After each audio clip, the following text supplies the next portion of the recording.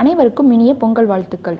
வணக்கம் நண்பர்களே, ஆயக்கலைகள் ஏக்க 24 சேனல்ல இன்னைக்கு நம்ம பார்க்க போறது ராகி பிஸ்கட். இந்த ராகி பிஸ்கட்டை நம்ம ஏற்கனவே கீ யூஸ் பண்ணி நாட்டு சக்கரை யூஸ் பண்ணி குக்கர்ல எப்படி பண்றதுன்னு சொல்லிட்டு ஒரு வீடியோ போட்டிருக்கோம். அதோட லிங்க் டிஸ்கிரிப்ஷன் பாக்ஸ்லயும் மேல வர ஐக்கான்லயும் இருக்கும், அதையும் செக் பண்ணி பாருங்க. இது வந்து அவன்ல பட்டர் வச்சு எப்படி பண்றதுன்னு சொல்லிட்டு செஞ்சு காமிச்சிருக்கேன். வாங்க வீடியோக்குள்ள போய் பார்க்கலாம்.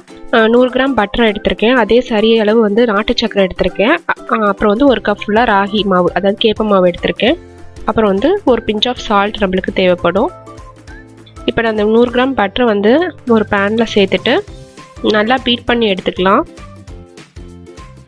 இந்த பட்டருக்கு பதிலாக நான் கீ சேர்த்து குக்கரில் செஞ்ச வீடியோ வந்து டிஸ்கிரிப்ஷன் பாக்ஸில் இருக்கும், பார்த்துக்கோங்க. இந்த நாட்டு சர்க்கரையை மிக்சியில் வந்து லைட்டாக பொடி பண்ணி சேர்த்துக்கோங்க, அப்போ தான் நல்லா மிக்ஸ் ஆகும். அந்த பட்டரோட நாட்டு சர்க்கரை நல்லா மிக்ஸ் ஆகிற வரைக்கும் மிக்ஸ் பண்ணிவிட்டு அதுக்கப்புறம் நம்ம ராகி மாவை கொஞ்சம் கொஞ்சமாக சேர்த்துக்கலாம். கொஞ்சமாக வெனிலா எசன்ஸ் சேர்த்துக்கிறேன், ஒரு ஃப்ளேவருக்காக தான் சேர்த்துக்கிறோம். ஒரு பிஞ்ச் ஆஃப் சால்ட் சேர்த்துக்கிறேன். இப்போ வந்து ராகி மாவை கொஞ்சம் கொஞ்சமாக சேர்த்து நல்லா மிக்ஸ் பண்ணிக்கலாம். இந்த மாதிரி நல்லா சப்பாத்தி மாவு மாதிரி நல்லா பால் மாதிரி உருட்டி எடுத்துட்டு ஒரு பிளாஸ்டிக் ஷீட்டில் வந்து லைட்டாக வந்து பட்டரோ இல்லை ஆயிலோ ரப் பண்ணிக்கோங்க.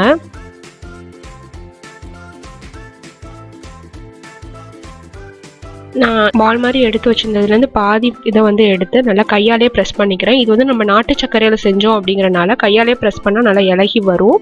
சப்போஸ் வரல அப்படின்னா நீங்கள் சப்பாத்தி கட்டையை வச்சு உருட்டி கூட எடுத்துக்கலாம். இந்த மாதிரி தட்டினதுக்கு அப்புறமா நம்ம குக்கி கட்டரை வச்சு ஷேப் பண்ணிக்கலாம்.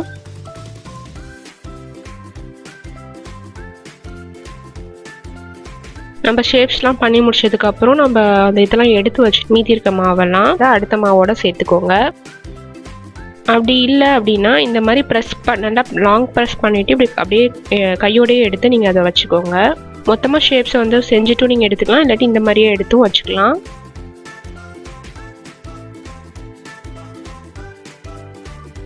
ராகி வந்து குழந்தைங்களுக்கு வந்து ரொம்ப ஹெல்த்தியான ஒரு பிஸ்கட்டாக அதனால கண்டிப்பாக செஞ்சு கொடுங்க. உங்கள்கிட்ட குக்கி கட்டர் இல்லை அப்படின்னா நீங்கள் இந்த மாதிரி உருண்டையாக உருட்டிட்டு இந்த மாதிரி கத்தியை வச்சு கட் பண்ணிக்கோங்க. எல்லாமே கட் பண்ணி ரெடி பண்ணதுக்கப்புறமா நான் அவனை வந்து ப்ரீஹீட் பண்ணிட்டேன். ப்ரீஹீட் பண்ணதுக்கப்புறமா அவனில் வைக்க போகிற பிளேட்டில் லைட்டாக பட்டர் அப்ளை பண்ணிவிட்டு அதில் வந்து நான் நம்ம கட் பண்ணி வச்ச குக்கீஸ் எல்லாமே வந்து அரேஞ்ச் பண்ணிக்கிறேன்.